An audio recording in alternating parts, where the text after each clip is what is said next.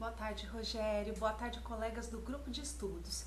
Eu sou a Lígia Martins e eu fui desafiada pela Luciana Lima a diferenciar o crime de roubo próprio do crime de roubo impróprio e dizer se é possível a tentativa e se cabe o arrependimento posterior no crime de roubo impróprio.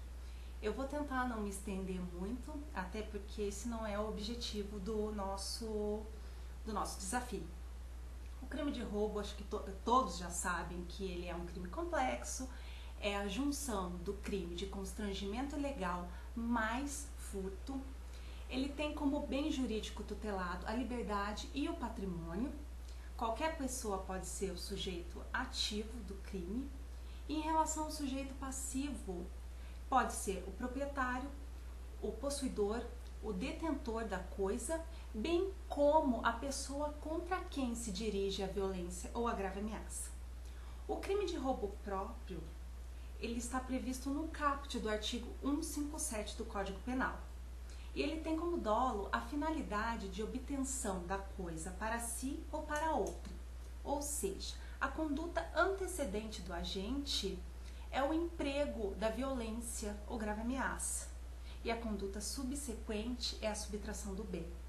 Já no crime de roubo impróprio ou por aproximação, previsto no parágrafo 1º do artigo 157 do Código Penal, ele tem como dolo a finalidade de assegurar a impunidade ou a detenção da coisa, ou seja, o comportamento antecedente do agente é a subtração, é o apoderamento da coisa, e o comportamento subsequente é o emprego da violência ou grave ameaça. É importante frisar que essa violência ou ameaça ela deve ser exercida imediatamente após a subtração da coisa, com a finalidade de assegurar a impunidade ou a detenção do bem.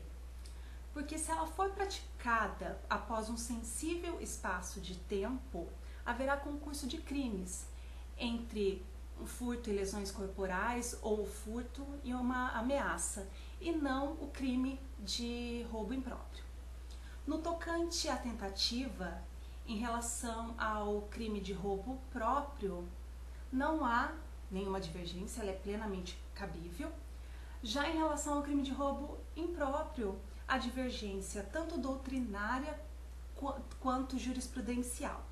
A corrente majoritária, ela diz que não é possível a tentativa, pois a violência ou a grave ameaça é empregada e ocorre a consumação, ou não é empregada e deste modo ocorre apenas o crime de furto. A segunda corrente, ela entende que é possível a tentativa na hipótese em que o agente, após apoderar-se do bem, ele tenta empregar a violência ou a grave ameaça, mas não consegue.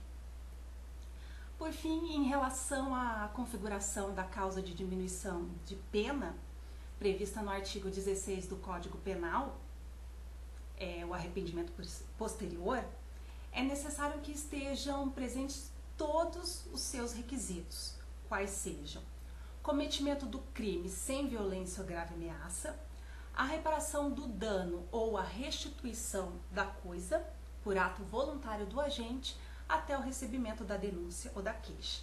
Mais uma vez, a divergência. Uma parte da doutrina entende que é possível o arrependimento posterior no roubo, na hipótese do agente valer-se de outro meio que impossibilite a resistência da vítima, como, por exemplo, o Boa Noite Cinderela. Eles entendem que, neste caso, não haveria ameaça ou violência.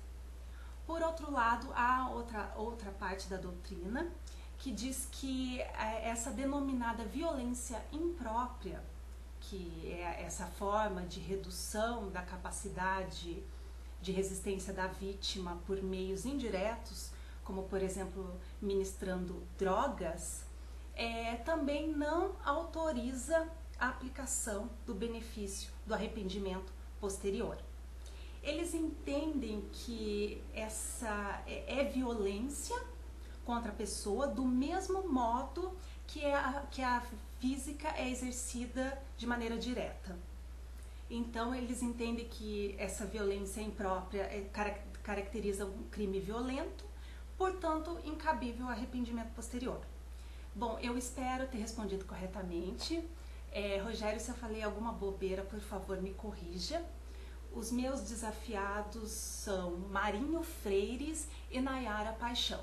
E eu lanço o seguinte desafio: erro de tipo e erro de proibição. Conceitue e dê as consequências, e se o erro de tipo sempre exclui a tipicidade. Boa sorte!